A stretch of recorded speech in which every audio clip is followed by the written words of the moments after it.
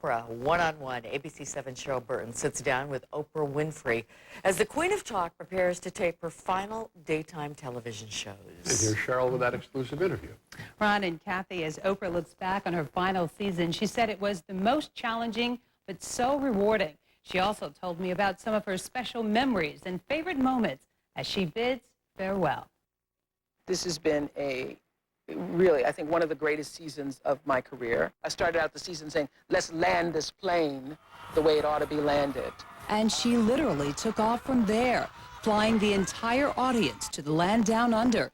It was a trip of a lifetime, and just the latest thank you gift from the guru of giveaways, whose most prized ticket has always been a seat in the audience for Oprah's favorite things. But it has been those compelling interviews and stories of ordinary people that connect with the viewers and seem to fuel the Oprah phenomenon. I am still guided by my original intention, and that is to do good work that is truthful to who I am. After 25 years, has there been anybody, dead or alive, that you wanted to interview that you didn't? I wanted to interview Jackie Onassis.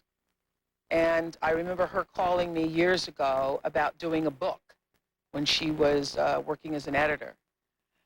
And I said, I'd do a book if you'll do an interview. And she just sort of laughed, and I sort of laughed, and I didn't do a book, and she didn't do an interview. She also wanted to interview Susan Smith, who is serving a life sentence for drowning her 2 children after she said she was carjacked by an African-American male. I wanted to interview Susan Smith because I think she changed the consciousness in terms of how people look at parents. I wanted to talk to O.J. Simpson if he was willing to tell me the truth.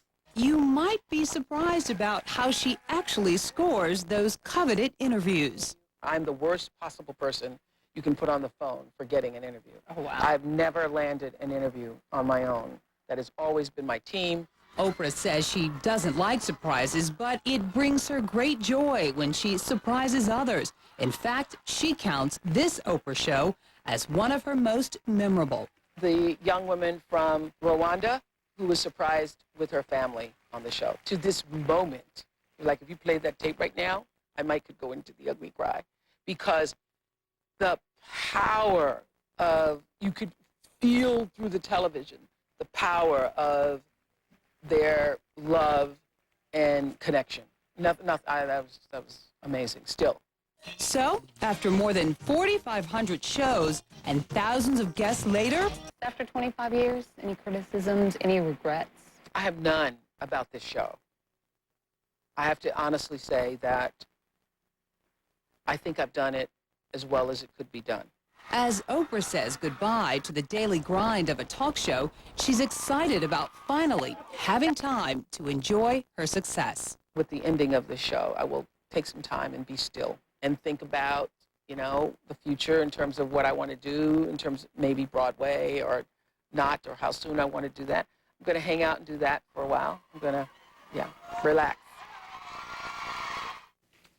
Indeed, you deserve it. And Oprah says she is planning to spend 2 weeks on a friend's boat right after she finishes taping her final shows. Now, you'll hear more from Oprah tomorrow at 10 o'clock, and she talks about her big break in Chicago and what she's willing to do to stay here in the city. Then, a week from tomorrow, a half-hour special called Oprah Looks Back, 25 years of the Oprah Winfrey Show. You can watch that right here on ABC 7 at 6:30 next week, and it will be the farewell season. Oprah's Surprise Spectacular. That is tomorrow night. It will be taped at the United Center. Ron and Kathy, I'll be live from there. I got a hold of a ticket tonight. Oh, look at that. It is expected to be a star-studded event. Oscar winners, Grammy winners. That's all I can tell you. Yeah. Thanks, Cheryl. On the Health Beat tonight.